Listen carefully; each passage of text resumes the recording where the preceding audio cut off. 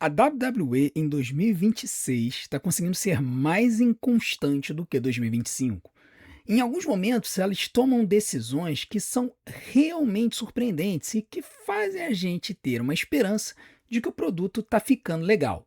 Apenas para eles puxarem o tapete debaixo de nós e nos fazerem cair no chão com uma autossabotagem simplesmente absurda. No vídeo de hoje, eu vou falar para vocês sobre 10 provas de que a WWE está em modo autossabotagem em 2026, estragando tudo de bom que eles estão conseguindo. E eu tenho certeza que vocês vão dar muitos U-turns comigo nesse vídeo. Então, preparem os seus óculos, preparem para passar raiva, porque hoje nós vamos falar sobre 10 momentos que a WWE se auto-sabotou em 2026. Mas antes, não deixa de sentar o dedo no like, tá? Isso aí ajuda o nosso vídeo a ser melhor distribuído aí para outras pessoas. Para cada like que vocês dão, 5 a 10 pessoas veem a thumbnail do nosso vídeo. Então, deem essa moral pra gente, clica aqui, é de graça e vocês vão estar ajudando tremendamente a gente. Vamos começar do comecinho, o que talvez foi uma das melhores decisões que a WWE adotou esse ano, foi logo no dia 9 de janeiro, foi quando Drew McIntyre se tornou o novo campeão da WWE. Para quem não se lembra, a WWE fez um SmackDown e nesse show eles resolveram resolver a feud que estava rolando desde o ano anterior entre Drew McIntyre e o Cody Rhodes, fazendo uma luta de 3 Stages of Hell entre o Drew e o Cody. E aí, nesta luta, no final, o Drew acabou vencendo o título da WWE depois de uma treta envolvendo o Jacob Fatu. Para quem não se lembra, o Jacob estava numa feud com o Drew, ele invadiu a jaula impedindo que o Drew escapasse dela, começou a atacar o Drew, o Cody foi se irritar com isso, meteu a mão no ombro do Jacob, o Jacob foi lá, atacou o Cody para surpresa de todo mundo, e isso permitiu que o Drew McIntyre saísse da jaula e se tornasse o novo campeão da WWE, vencendo a 3 Stages of Hell por 2 decisões a 1. E a vitória do Drew foi surpreendente porque o Drew ele era um lutador que vinha sendo descartado todo esse tempo pela companhia e finalmente teve a chance de brilhar. E muita gente imaginava que ele iria manter o título pelo menos até a WrestleMania e resolver essa disputa com o Cody. Pelo menos essa era a lógica. O Cody foi lá, disputou o Royal Rumble, não venceu. E aí todo mundo achou, bom, então o Cody se torna favoritaço para vencer a Elimination Chamber. E assim ele ia enfrentar o Drew McIntyre na WrestleMania. Mas não. Quem venceu o Elimination Chamber foi o Randy Orton, para surpresa de muita gente. E aí o pessoal ficou se perguntando, peraí, então vai ser Randy e Drew? E aonde vai ficar o Cody? Vamos ter uma Triple Threat? Vamos ter um Fatal 4-Way com o Jacob Fatu? Não. Nick Aldis, ele chega e estraga tudo, a WWE estraga tudo. Fazendo o quê? Dando uma chance para o Cody Rhodes de lutar pelo título contra o Drew no SmackDown. Por quê? Porque o Drew havia interferido na luta e causado a eliminação do Cody Rhodes. E no acordo que tinha ali entre o Drew e o Nick Aldis, o Drew teria quebrado o acordo ao interferir com a chance do Cody lutar pelo título e tudo mais. Tudo bem. Quando chegou no SmackDown seguinte, dia 6 de março, aconteceu o imponderável. O Cody Rhodes derrotou o Drew McIntyre também no SmackDown e acabou ganhando o título. E aí a gente ficou olhando e falou, cara, não é possível, né? Não é possível que a WWE vai enterrar o Drew McIntyre desse jeito. A verdade é que parecia que a WWE estava reconstruindo o Drew para ser um grande heel da companhia. De repente levar ele pra WrestleMania, tudo bem, o Randy Orton entrou ali no meio tal, podiam ter colocado o Randy também, o Randy e o Drew tinham uma feud que vinha do ano de 2024, de 2025, mas a WWE jogou tudo fora. Então, quer dizer, a construção interessante, legal que eles fizeram do Drew, eles jogaram no lixo. O Drew McIntyre acabou fazendo uma feud com o Jacob Fatu, que até foi interessante, desembocou numa luta legal na WrestleMania, mas a gente acabou tendo Cody Rhodes e Randy Orton no X1 na WrestleMania. A gente já vai falar sobre isso, tá? Mas com certeza aqui, essa ascensão e queda do Drew McIntyre, para mim, a WWE acabou enterrando completamente o Drew. O Drew acabou lutando lá na WrestleMania e depois ele foi para Hollywood. Ninguém nem sabe se ele vai voltar para a companhia. Bom, uma segunda coisa boa que a WWE fez e que acabou jogando no lixo, né, que na verdade é uma construção que está desconstruindo outro lutador, né? Às vezes eles fazem isso. Eles constroem um lutador para se elevar, se destacar, e aí no processo eles acabam afastando o outro. Na história da Bloodline, todo mundo sabia que o Jacob Fatu parecia que ia ser o cara que ia ser colocado como main eventer no futuro. E o Solo Sikoa meio que estava descartado nessa história, estava ali com os MFTs e tudo mais tal. E aí uma coisa boa que aconteceu esse ano, uma coisa boa que a WWE fez, foi fazer o Solo Sikoa se distanciar dos MFTs e tornar face. Né? Essa história toda começou lá atrás nos MFTs, com Solo Sikoa batendo boca com Tamatonga, tinha a história da lanterna, e a gente já vai falar sobre isso daqui a pouco. Mas teve toda aquela história da lanterna tal, e aí o Tamatonga falando com o Solo, olha só, essa história da lanterna tá atrapalhando as nossas chances de ganhar o título e tudo mais tal. Pois bem, depois de uma confusão gigantesca, a gente teve a situação em que os MFTs ficaram fora do caminho do título, e aí o Tamatonga e o Talatonga começaram a reclamar do Solo. Nesse meio tempo, o Tongalo e o Jace Mateo foram mandados embora. Para mim também não faziam diferença nenhuma na companhia. Foram mandados embora, e aí o Solo Sikoa ficou ali com o Tama e o Tala. E aí a treta continuou, até que o Tama e o Tala perderam o título de novo, perderam outra chance pelo título, e aí eles culparam o Solo Sikoa por isso. Né? Eles culparam o Solo por isso, por causa dos shenanigans dele com a Bloodline. E aí, cara, eles eventualmente chegaram pro Solo e falaram, olha, a gente não quer mais você com a gente. Você vai resolver a sua vida, a gente vai resolver a nossa vida. E aí, o Solo Sikoa continuou a se engalfinhar com a Bloodline. Por quê? Porque a Bloodline queria que o Solo voltasse para o grupo. Né? A ordem do Roman Reigns para o Jacob Fatu era falar com o Solo Sikoa para que ele voltasse para a família. E aí o Solo recusou isso de todas as formas. Ele começou a partir para cima do Jimmy Uso e para cima do Jey Uso.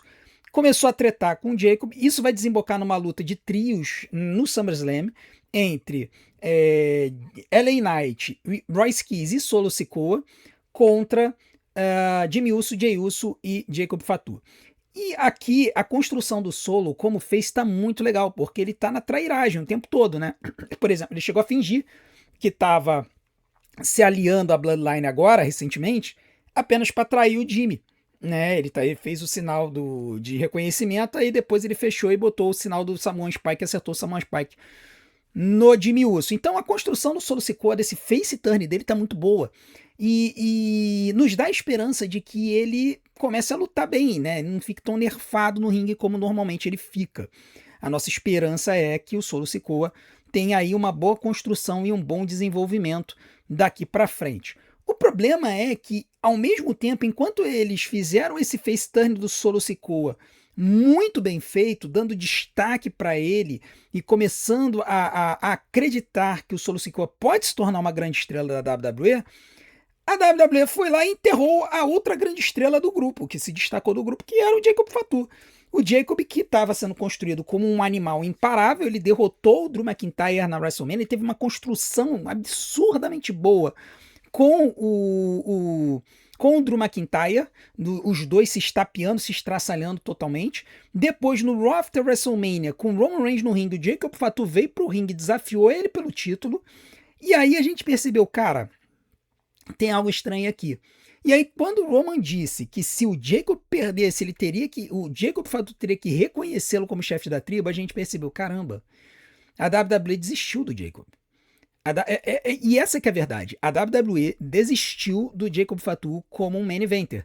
Ele que estava sendo construído para isso, ele saiu do United States, do cenário do campeonato dos Estados Unidos bem, e aí ele, pô, cara, quando ele estava parecendo que ele estava começando a ser levado, e o Drew McIntyre como um main eventer a fazer feud com o Jacob, já estava indicando que a WWE, caramba, o Drew é o primeiro degrau do main event. Assim que o Jacob vencer o Drew, ele vai começar a crescer para cima dos main eventers da companhia. Não. A WWE utilizou o Jacob como alimento do Roman Reigns e fez com que ele se tornasse novo membro da Bloodline. No final das contas, ele chegou a fazer um Tribal Combat com o Roman, que foi legalzinho, foi uma luta boa, mas o Jacob perdeu a luta, e aí ele virou lacaio do Roman Reigns. Assim como o Jimmy e o Jay. Né? O Roman, que falava que não precisava de ninguém para ganhar nada, tá aí, tá criando um exército junto para ele. Então, assim, você olha essa situação e você fala, gente, como é que podem, né? Os caras com um talento bruto na mão, como o Jacob Fatu, e eles vão e eles jogam o Jacob Fatu fora, sabe? Não dá pra entender. E você não vê nenhuma pontinha de história de talvez o Jacob ele se sobressair. A única coisa que a gente vê é que ele não reconhece o Jimmy e o Jay, mas o Roman ele reconhece, ele é capacho do Roman. Então, assim, pra gente pensar assim, o Jacob vai começar a bater de frente com o Roman, não vai, até agora não aconteceu. Então, assim, é realmente bizonho o que tá acontecendo. Agora, o Jacob, que tava batendo de frente com o Jimmy e com o Jay, que não tava reconhecendo eles, agora foi ajudar eles e vai fazer essa luta de trios no SummerSlam, assim,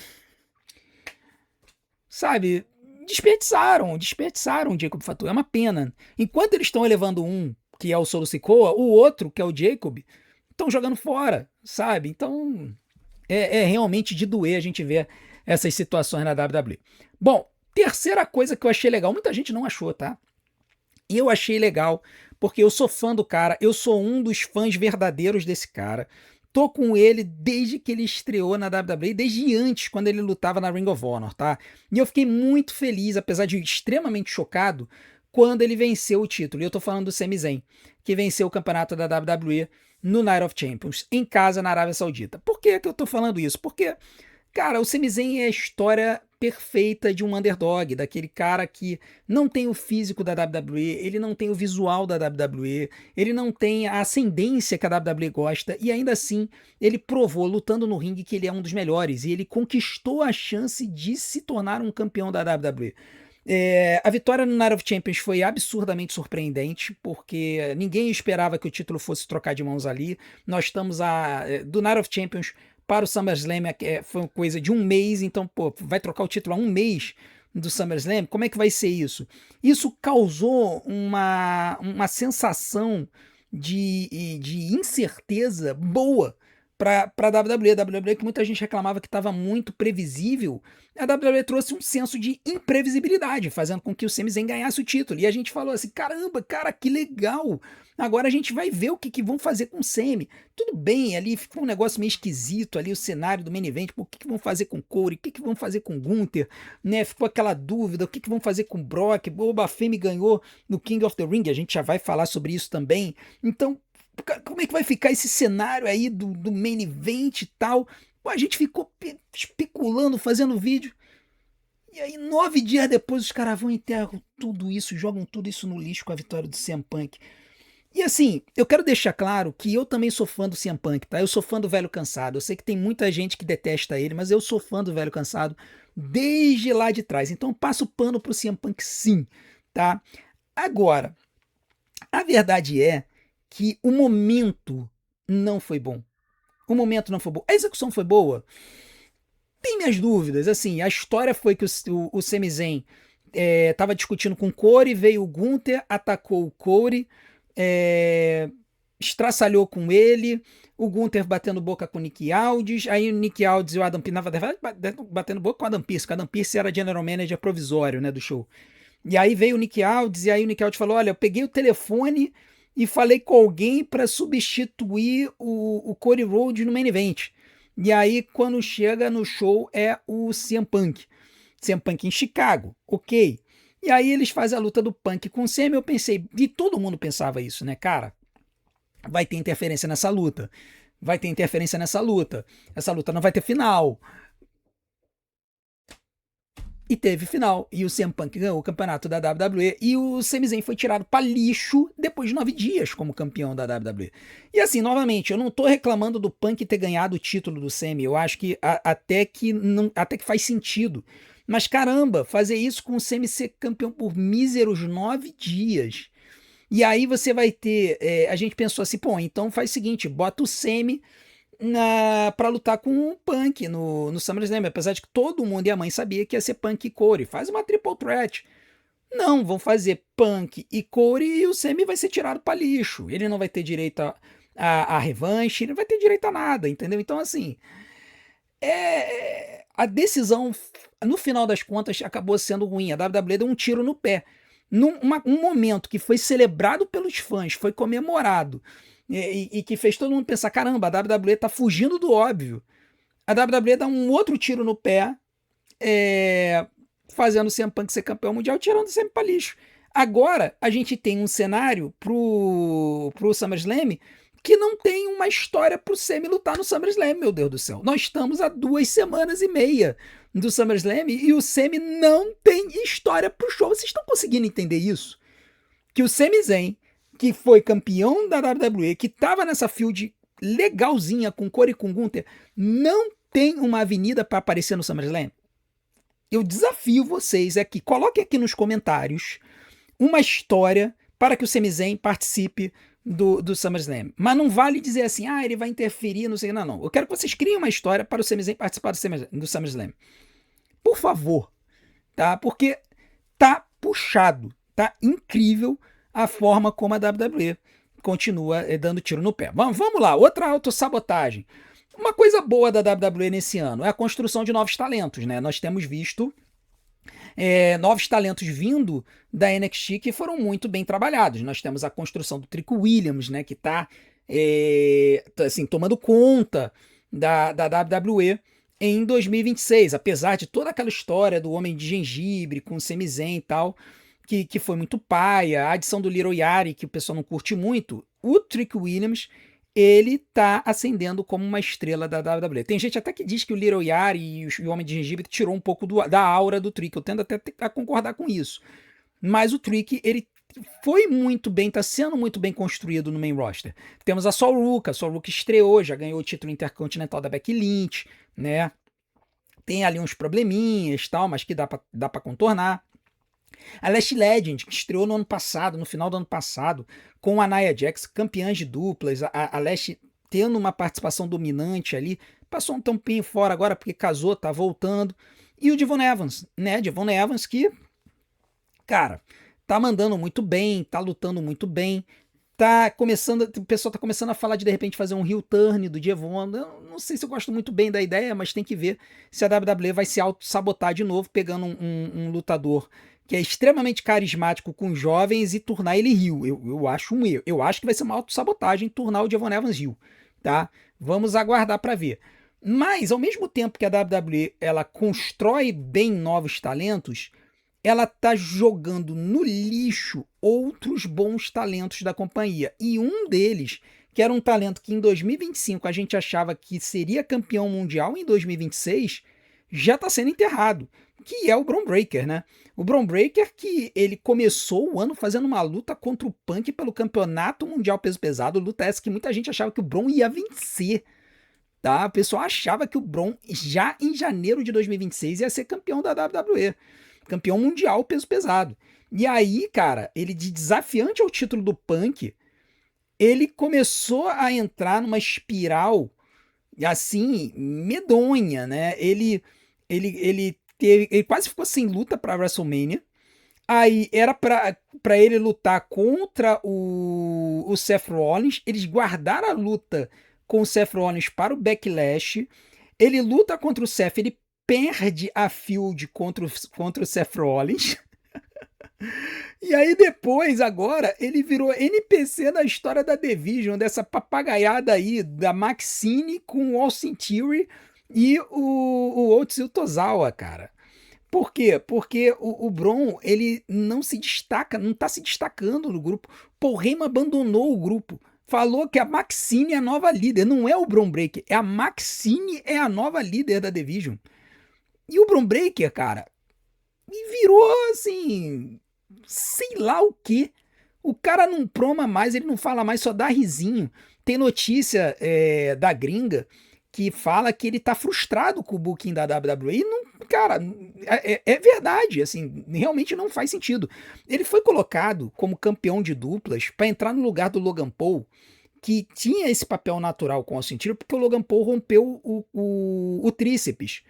Só que, cara, o Bron Breakker, ele não tinha nada que tá envolvido com esse título, ele não tinha nada que tá envolvido com essa história. É algo medonho o que eles estão fazendo com o Bron Breakker. A carreira dele, se continuar desse jeito, vai pro vinagre. Entendeu? E ele é um cara novo, um cara bom no ringue, que tem potencial, tem coisas a melhorar, claro que tem. Mas, meu Deus do céu, pô, a WWE faz um trabalho tão bom quanto os talentos, e aí, assim, é como se fosse assim: ah, a gente tem alguns brinquedinhos novos, agora vamos jogar fora esses brinquedinhos velhos. Parece criança, sabe? E aí, cara, é absurdo o que estão fazendo com o Bron Breakker. Eu espero que quando o Logan Paul voltar da lesão no tríceps, ele ganhe o título de volta e o Bron Breakker abandone esse grupo. O Bron Breakker não tem que estar mais nesse troço. A Division do Seth Rollins morreu. Entendeu? Virou uma stable qualquer envolvida num triângulo amoroso. E o Bron Breakker tem que se livrar disso pra ontem. Porque senão vai contaminar a carreira dele toda. É absurdo. Enfim, vamos lá, vamos continuar. Quinta coisa legal que a WWE fez esse ano, aumentou o número de shows na Europa. Né, a gente, assim, pro nosso canal é horrível, né? Porque eu trabalho, eu não consigo fazer as lives ao vivo, as pessoas também não conseguem assistir ao vivo. Aí eu tenho que fazer live CLT. O que eu fiz de live CLT esse ano não tá no gibi, né? Porque foram 2 turnês europeias, né? Teve uma no começo do ano e teve uma outra depois, na época do Clash in Italy. Mas, cara, é inegável que as crowds europeias dão de 10-0 nas crowds americanas. O público europeu dá de 10-0 no público americano quando se trata de engajamento com os shows. Tá? Você vê que esse povo, ele, como é novidade, os shows eles vêm por uma vez por ano no máximo. No caso da Itália, foi a primeira vez que eles tiveram PLE. Cara, o público se envolve, o público quer mostrar, cara, WWE, a gente ama vocês, a gente quer que você volte. Enquanto que o público nos Estados Unidos, pô, cara, os caras vêm a WWE 3 vezes por ano, entendeu? Vamos lá, vamos ver esse Raw aí perdido, vamos ver como é que vai ser e tal. Então, assim, é legal a WWE tá mandando mais show fora, justamente para trazer uma emoção maior pro show, já que nos Estados Unidos a coisa não tá tão boa assim. Leva pra Europa para que o público, né, traga essa emoção. E o Clash in Italy é um exemplo disso. Foi um show que foi muito elevado por conta do público.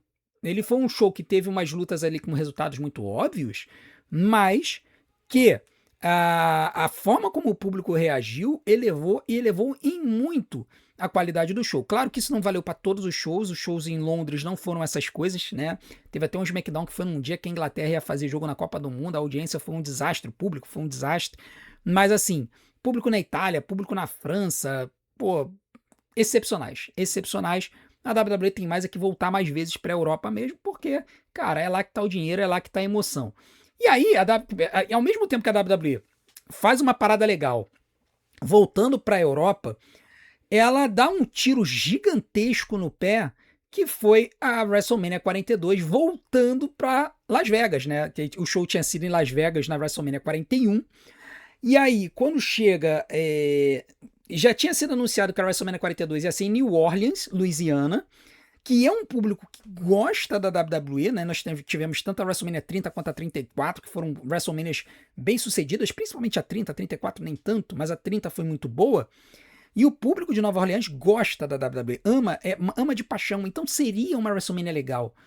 E aí a WWE descarta Nova Orleans, resolve voltar para Las Vegas por conta de um pedido da autoridade esportiva de Las Vegas e hoteleira, porque Las Vegas está morta, ninguém mais dos americanos quer ir para Las Vegas para torrar dinheiro em cassino, então os cassinos de Las Vegas estão às moscas. Las Vegas então passou a investir mais em entretenimento, em shows, em música e tudo mais.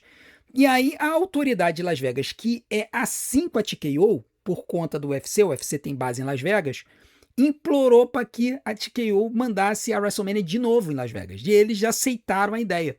E aí nós tivemos esse desastre, que foi uma WrestleMania com muito menos gente do que em 2025 e ainda por cima com vários problemas, né? O show que, pô, cara, a quantidade de lutas foi só 36% do show, né? Você teve lutas de 7 minutos na WrestleMania. Isso é papo de show da época da Attitude Era, lá no WrestleMania 15. Ou então shows lá da WrestleMania 5, 6, que a WWE enfiava 15 lutas no card. A WWE jogou no lixo a WrestleMania 42. Jogou no lixo. A noite 1 foi um desastre pro público.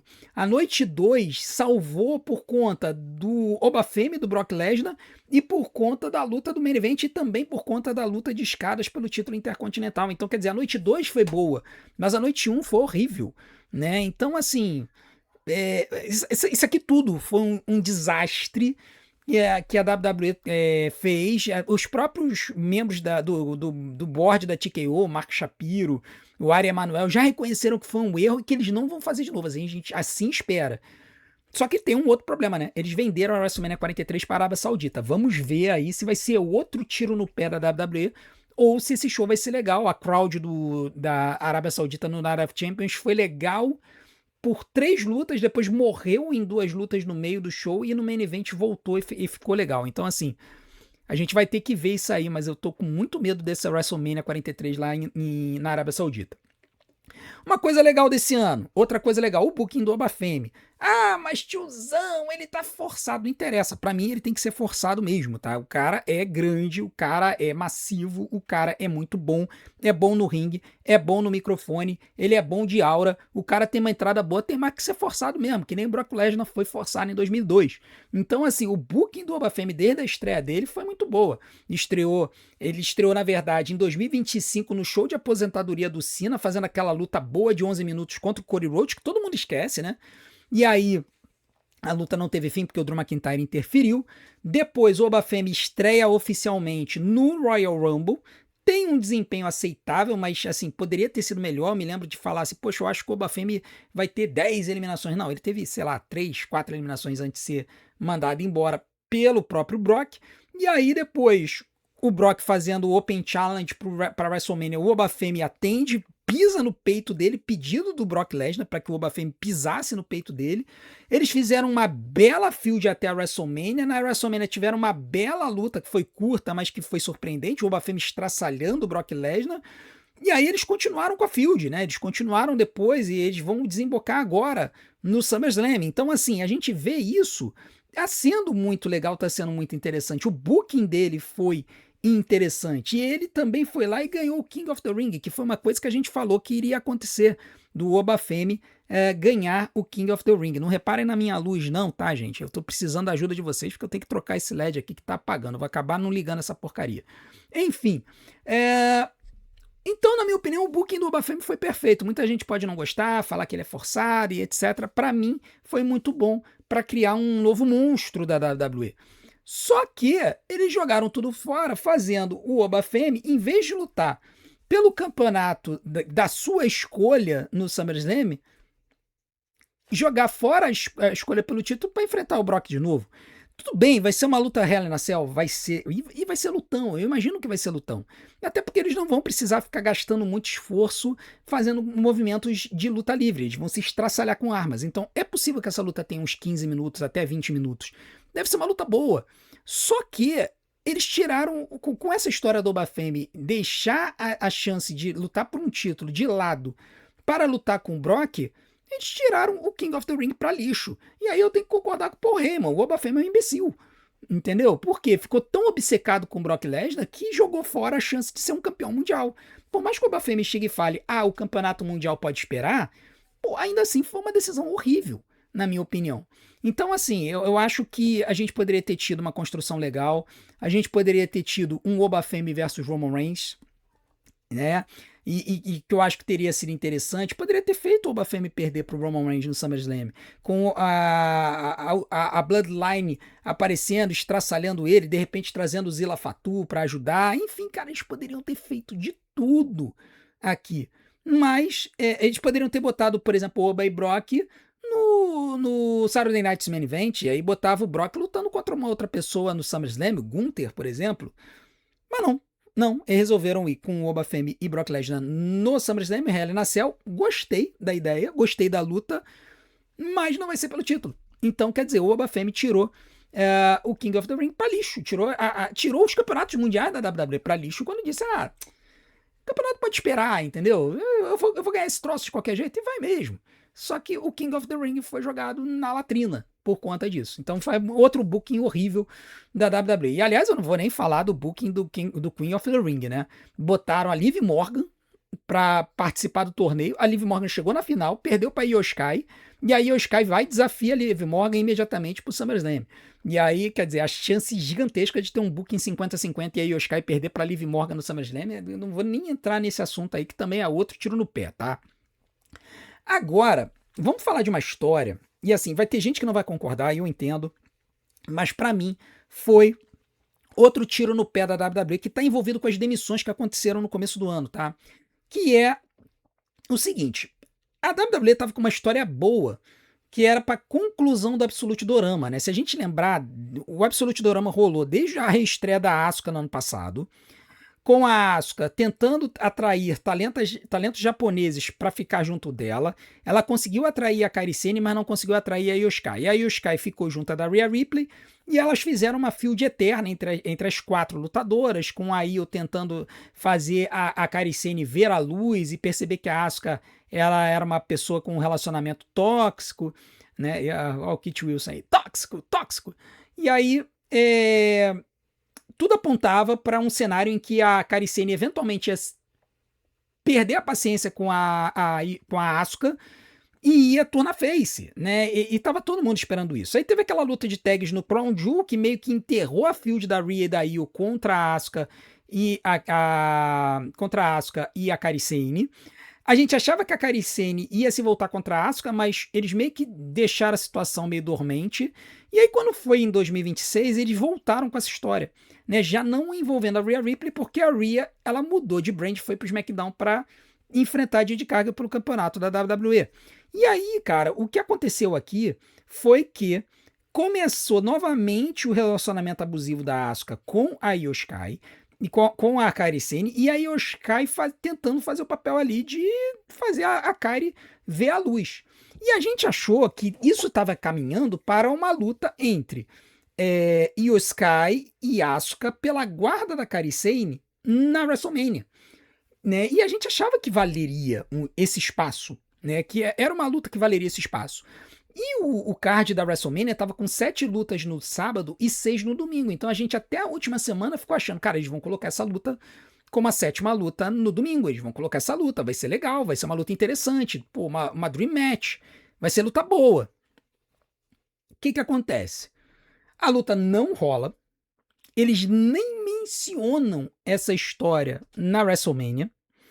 Quando chega no SmackDown depois da WrestleMania, a gente descobre que na lista de demissões da WWE, a Kairi Sane tinha sido incluída. Então, quer dizer, a história que chegou a ter uma cena da Io Sky e da Asuka segurando a Kairi Sane pelos braços, que parecia que ia se resolver, foi jogada no lixo.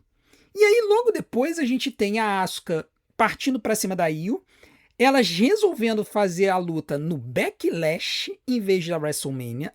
Só que agora não tinha mais sentido para a luta, porque não tinha mais a Kairi Sane envolvida. E aí a luta acontece, foi uma boa luta, a Io Sky ganha da Asuka, e aí no final das contas a Asuka turna face, levanta a mão da Io Sky, fala que estava passando a tocha para ela e vai embora. A Asuka praticamente se aposentou, ela está semi-aposentada, ela voltou para o Japão, ela não deixou a WWE e a Io Sky ficou sem história. Aí botaram a Io Sky ali brevemente no cenário intercontinental, depois fizeram ela ganhar o Queen of the Ring e agora ela está indo pro título.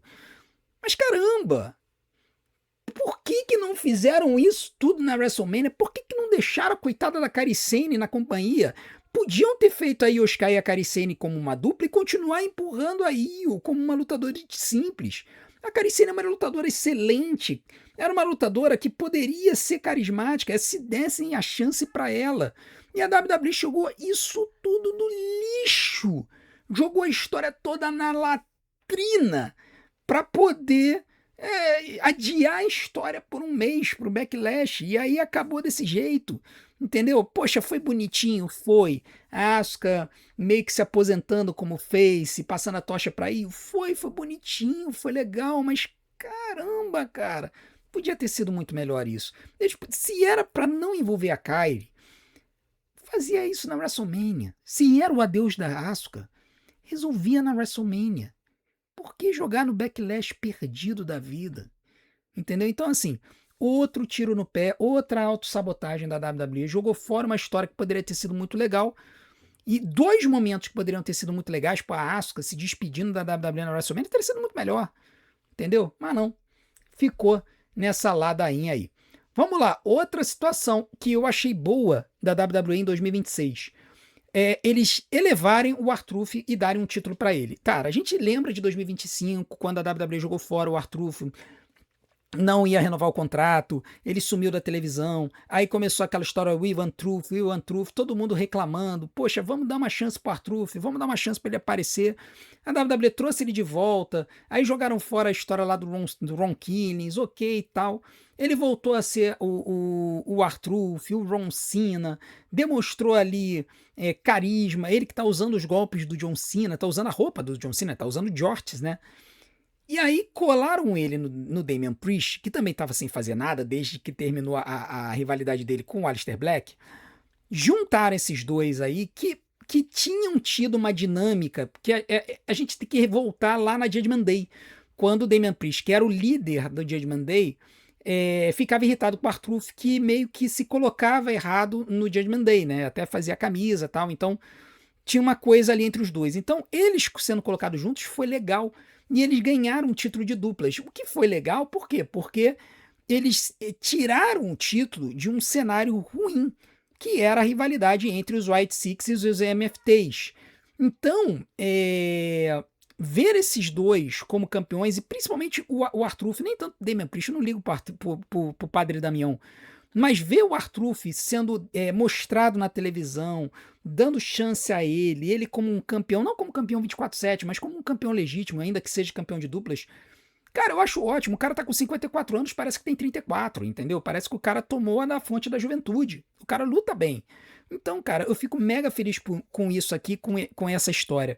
Mas a gente tem que lembrar que, ao mesmo tempo que a gente tem o R-Truth sendo levado, sendo exibido na televisão junto com o Padre Damião, nós temos um cenário de esfacelamento total das duplas, tanto do SmackDown quanto do Raw, mas eu vou focar especificamente no SmackDown. Por quê?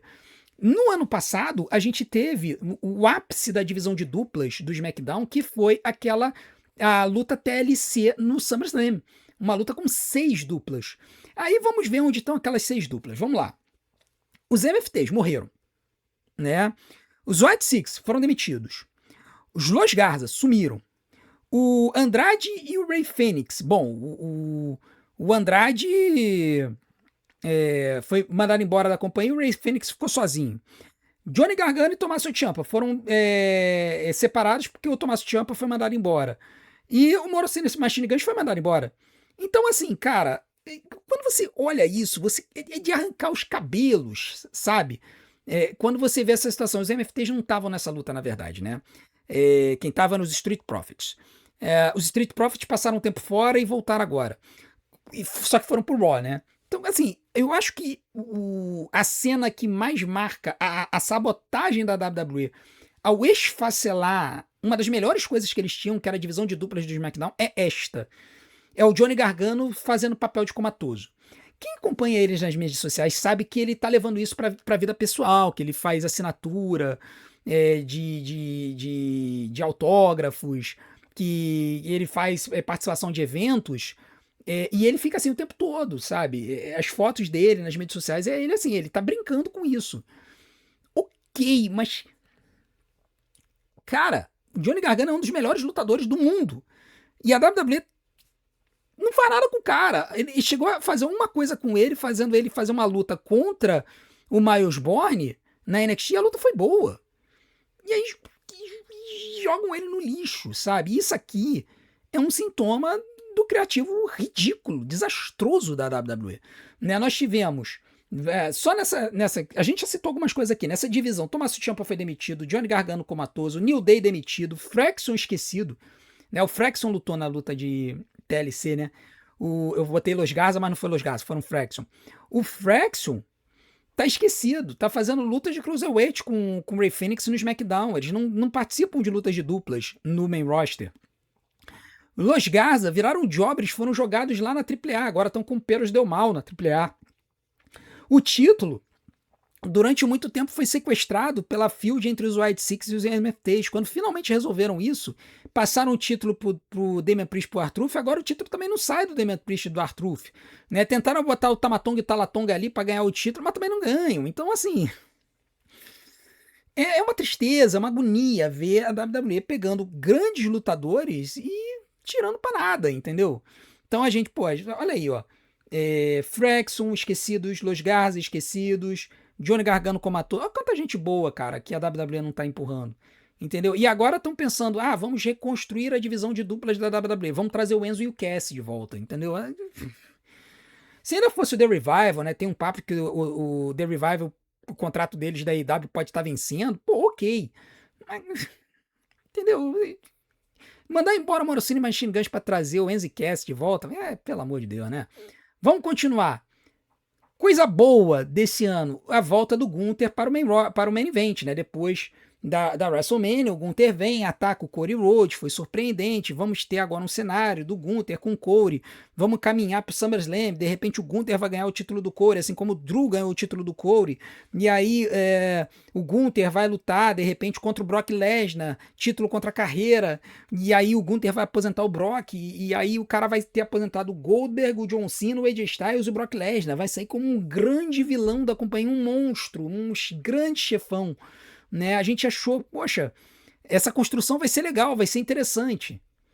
E aí a WWE, de novo, assim, dá um monte de tiro no pé, né? Fazendo o Gunther ficar chorão, ele perder lutas esdrúxulas, uma luta ele perde com o pé embaixo da corda que o juiz não viu, né? Foi no Clash in Italy contra o Cody. Depois ele perde uma outra luta contra o Cody com o Sami Zayn como árbitro, quando o Sami Zayn rouba contra ele dando um Helluva Kick. Aí o Gunther pede a revanche porque ele foi roubado. O Nick Aldis dá a chance envolvendo o Sami Zayn no Night of Champions. O Sami Zayn ganha a luta.